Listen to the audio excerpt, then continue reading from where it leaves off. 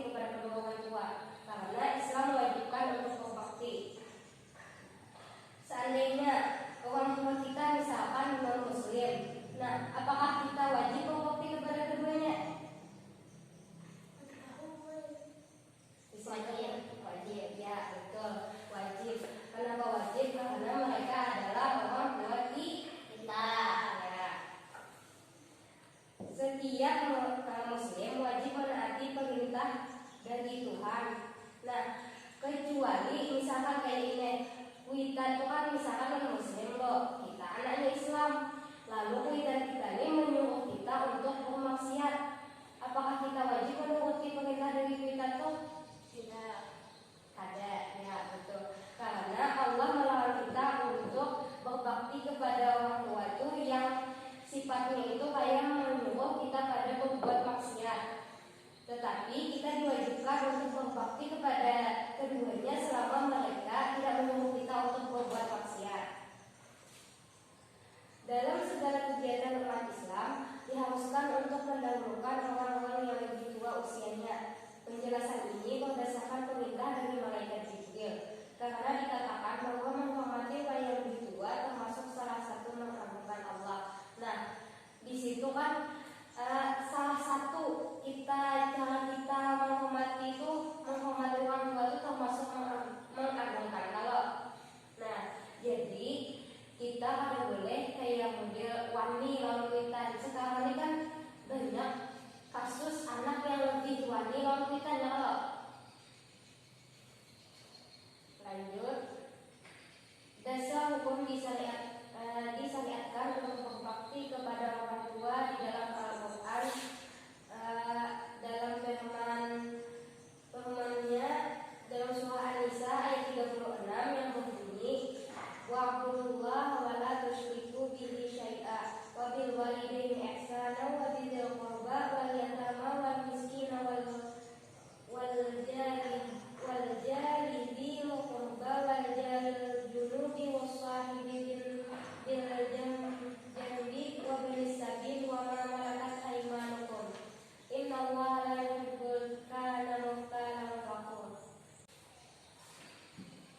Artinya, sembahlah Allah dan janganlah kamu mempersekutukannya dengan sesuatu pun, dan berbuat baiklah kepada dua orang ibu bapak, para kerabat, anak yatim, orang miskin, tetangga yang dekat dan tetangga yang jauh, dan teman sejawat, ibnu sabil dan teman sahayamu. Sesungguhnya Allah tidak menyukai orang-orang yang sombong dan membangga-banggakan diri. Nah, adapun bentuk-bentuk birrul walidain diantaranya itu taat dan patuh terhadap perintah kedua orang tua. Taat dan patuh terhadap kedua orang tua dalam menasihati dan perintahnya selama tidak menyuruh berbuat maksiat dan berbuat musyrik. Bila kita disuruh berbuat maksiat atau musyrik, tolaklah dengan cara yang halus dan kita tetap menjalin hubungan yang baik. Nah, artinya tadi ini kan misalkan kedua orang tua kita tuh menyuruh kita yang ada baik, misalnya kita disuruh kita bertetangga lawan sebelah rumah, lalu dia misalkan menyuruh Fatimah, misalnya kita yang menyuruh tuh di sebelah tuh ada anak manggil rumah, boleh putih haji, aduh segini badan itu termasuk baik apa Fatimah ada rasa tujuannya. Jadi itu menunjukkan perbuatan yang baik itu seharusnya ada boleh dilakukan. Kalau jadi kita sebagai anak ya apa tuh sikap seharusnya tuh jadi kita tolak dengan baik ya, kalau kita tanpa harus menyakiti perasaan kita, misalnya kayak ini lalu dia misalnya dia Fatimah hadir hendak keluar mengambil soalnya itu orang penumpang itu kan baik itu aja tapi makanya jangan misalkan aku kan hendak itu orang penumpang kita bukan boleh gitu ya. Kalau Fatimah yang kedua, senantiasa berbuat baik terhadap kedua orang tua, bersikap hormat, sopan santun, baik dalam tingkah laku maupun bertutur kata, memuliakan keduanya terlebih di usia senja. Nah, di sini tuh bisa juga kayak sejenis kita lawan kuitan yang misalkan sudah tua, lalu kita tuh kayak sementang kuitan misalnya sudah harga lagi, lalu misalkan sidin lagi garing, kita seharusnya kita menyayangi sidin kayak apa, sidin menyayangi kita lebih halus. kita ada boleh isinya sedikit ambil makan gitu. Lalu dia kita mau kada bisa gini aku lapar, kita kan boleh kayak sebenarnya sebujungannya itu kita tuh harus kayak menghormati loh kepada kedua orang tua. Yang ketiga, mengikuti keinginan dan saran orang tua dalam berbagai aspek kehidupan, baik masalah pendidikan, pekerjaan, jodoh maupun masalah lainnya selama keinginan dan saran-saran itu sesuai dengan ajaran Islam. Contohnya, misalkan kuitan menjodohkan, apakah misalkan kita kan dihindak lawan lain dijodohkan oleh kuitan tuh, kita bolehlah kayak dia kadang menerima keputusan dari kuitan. Sejujurnya aku boleh, tapi kalimat kayak apa Bu? Misalnya kita kan dihindak, kita berbeda ke kuitan kita terutama kabar kita, apa alasan dari kita kan dihindak tuh, misal kita masih sampai sekolah gitu, salah satunya. Misalnya juga bukannya baik yang dijodohkan oleh kita, misalkan karena hadirin aja kita. Misalnya itu sebaiknya tuh kita tuh harus menerima anak aja kuitan, karena yang kuitan tuh memilihkan yang terbaik sudah bisa anaknya gitu.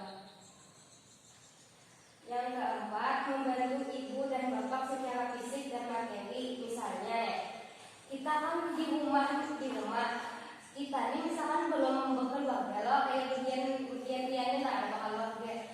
Nah jadi Bu Hantian kayak apa caranya membantu sebelum berkeluarga itu kan kita kalau masih kawan kita, jadi apa yang kita lakukan tuh ini misalkan di rumah di binian ya, mungkin kita di bini kayak kadapur, memasak, bersih simpul, yang itu termasuk membantu secara fisik dan materi. Misalnya yang kelima, mendoakan ibu dan bapak semoga diberi Allah kemampuan langkah dan sejahtera hidup di dunia dan akhirat. Nah, ini tuh bagian kita, misalnya kita hendak loh dan kita tuh selalu kayak diberi kesehatan. Nah, cara yang terbaik kita harus selalu mendoakan kita. Yang paling kabul tuh salah satunya mendoakan apa ya? Kembali ya, sesudah sama dia. Nah, yang keenam, menjaga hormat dan nama baik mereka. Di sini bisa ada yang contohkan menjaga nama baik dan menghormati nama baik mereka kan ya? Apa contohnya?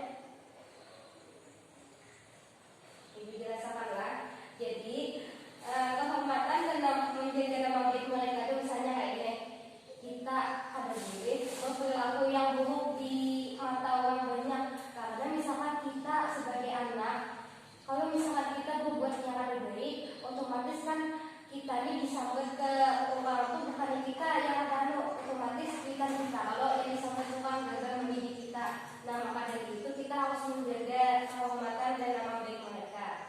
Yang ketujuh, menjaga merawat ketika mereka sakit, tua dan pikun. Nah, itu adalah salah satu kewajiban anak itu, menjaga kuitan yang sedang sakit ataupun yang sudah tua renta. Kemudian ada lagi dari adab kepada orang tua ini, seorang anak dilarang membentak, memarahi atau bersuara keras kepada kedua orang tua, di mana di situ firman Allah dalam surah Al-Isra ayat 23, dan Tuhanmu telah mewajibkan supaya kamu jangan menyembah selain daripada Tuhannya, dan berbuat baiklah kepada kamu kepada kedua orang tua bapak kepada kedua ibu bapak apabila mereka atau salah seorang dari mereka telah tua, janganlah kamu berkata kepada keduanya dengan perkataan dan janganlah engkau bentak mereka, tetapi ucapkanlah kepada mereka dengan kata-kata yang sopan dan lembut. Nah, di sini tuh misalkan kita akan boleh, jangankan kita bersuara keras kayak mungkin misalkan mama nih nyentuh, itu tuh termasuk kata-kata sudah kayak termasuk itu pada diperbolehkan, soalnya kita itu sudah termasuk membentak.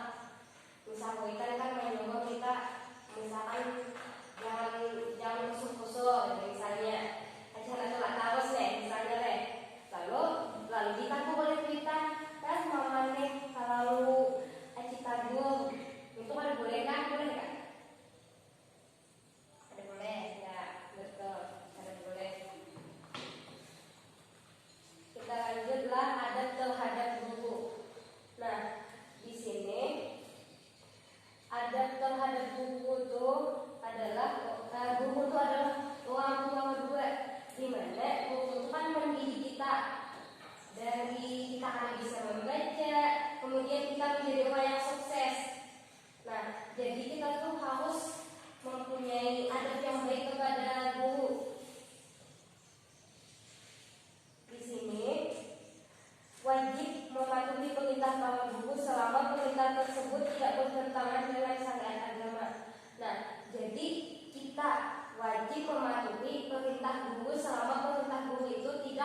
menyalahi aturan apa yang diperintahkan oleh Tuhan. Sebagaimana sabda Rasulullah yaitu tentang guru ini, laisa minna man lam yuwaqqir kabirana wa yarham sabirana. Tidak termasuk golongan kami orang yang tidak memuliakan orang yang lebih tua dan tidak menyayangi orang yang lebih muda. Nah, artinya di sini itu tidak termasuk golongan Nabi bila kita ada menyayangi atau menghormati orang yang lebih tua, sama halnya dengan kita misalkan tidak menghormati terhadap orang tua dan guru. Macam-macam adab kepada guru ataupun kepada orang tua. Yang pertama, patuh terhadap perintah orang tua dan guru. Yang kedua, tidak berkata kasar kepada orang tua dan guru. Yang ketiga, berusaha menyenangkan hati orang tua dan guru. Nah, salah satu misalkan kita cara memberi atau menyenangkan hati guru itu kayak apa yuk? Dia tahu lah. Salah satunya. Cara menyenangkan hati guru, misalnya ya apa? Bisa kasihan. Ya, betul. Kayak apa Dengan ini? memperhatikan sidin mengajar. Ya. Kemudian selalu mendoakan orang tua dan guru. Hikmah berbakti kepada kedua orang tua dan guru. Nah, di sini hikmahnya itu yang pertama merupakan amal yang paling utama. Yang kedua, apabila orang tua dan guru tidak, maka Allah pun tidak atas amal yang kita perbuat. Nah, misalnya kita misalnya kayak hendak memperoleh tidak orang tua maupun dari guru, misalnya dari guru ini, salah satunya kita menghormati beliau. Cara kita menghormati beliau itu, misalkan kita mendengarkan apa yang beliau katakan, apa yang beliau katakan, kita resapi, kita amalkan. Kemudian misalkan dalam kelas ini beliau memanggil itu, kita harus menghormati dan kita harus kada boleh berpanggil, misalkan kita